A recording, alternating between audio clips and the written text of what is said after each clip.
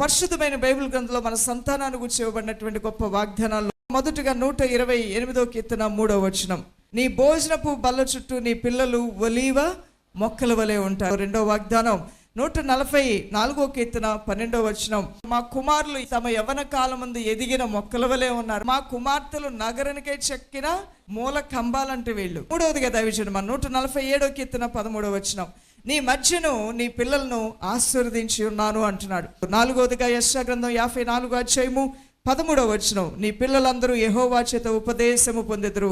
మన పిల్లలకి మన దేవుడు ఉపదేశకుడుగా ఉంటాడు. ఐదవదిగా యెషయా గ్రంథం 49వ అధ్యాయం 25వ వచనం, నీ పిల్లలను నేను రక్షిస్తాను అంటున్నాడు. ఆరవది యెషయా గ్రంథం 44వ అధ్యాయము 3వ వచనం, నీ సంతతి మీద నా ఆత్మను కుమ్మరించెదను, నీకు పుట్టిన వారిని అందరినీ నేను ఆశీర్వదిస్తాను అంటున్నాడు. ఏడవదిగా 37వ కీర్తన 25వ వచనం, నీ సంతానము భిక్షమెత్తదు. 8వదిగా 128వ కీర్తన 6వ వచనం, నీ పిల్లల పిల్లలను చూస్తావు. 9వది యెషయా గ్రంథం 54వ అధ్యాయము 13వ వచనం, నీ పిల్లలకు అధిక విశ్రాంతిని దేవుడిస్తాడు. 10వదిగా యెషయా 54:3, నీ సంతానం అన్ని జనుల దేశమును స్వాధీనపరచుకుంటుంది. 11వది 102వ కీర్తన 28వ వచనం, నీ సేవకుల కుమారులు నిలిచి ఉందరు, వారి సంతానము నీ సన్నిధిని స్థిరపరచబడుతుంది. 12వదిగా యోబు గ్రంథం 5వ అధ్యాయం 25వ వచనం, నీ సంతానము విస్తారమవుతుందని దేవుడు అంటున్నాడు.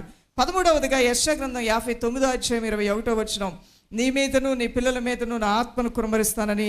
14వది 115వ కీర్తన 14వ వచనం, యెహోవా మిమ్ములను మీ పిల్లలను వృద్ధి పొందిస్తాడు. 15వదిగా 112వ కీర్తన 2వ వచనం, నీ సంతతి వారు భూమి మీద బలవంతులవుతారు అని దేవాతి దేవుడు అంటూ ఉన్నాడు. 16వది 20వ సామెతల 7వ వచనం, యథార్థవర్తనుడగు నీతిమంతుని పిల్లలు వాని తదనంతరము ధన్యులవుతారు. 17 యెషయా గ్రంథం 61:9, జనములలో వారి సంతతి తెలియబడును, జనముల మధ్యన వారి సంతానము వృద్ధి పొందుతుంది. 18 103వ కీర్తన 18వ వచనం, ఆయన నీతి వారి పిల్లల పిల్లల తరముల వరకు నిలుస్తుందని యేసయ్య అంటున్నాడు.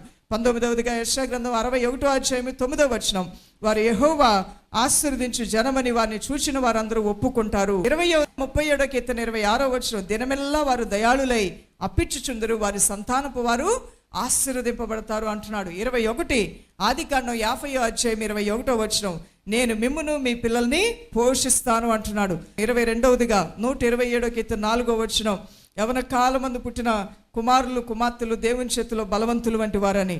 23వది సామెతలు 13వ అధ్యాయం 22వ వచనం, మంచివాడు తన పిల్లల పిల్లలను ఆస్తికర్తలుగా చేయి. 24 సామెతలు 14వ అధ్యాయం 26వ వచనం, యెహోవా యందు భయభక్తులు గల వారి పిల్లలు అట్టి వారి పిల్లలకు ఆశ్రయస్థానం ఉంది.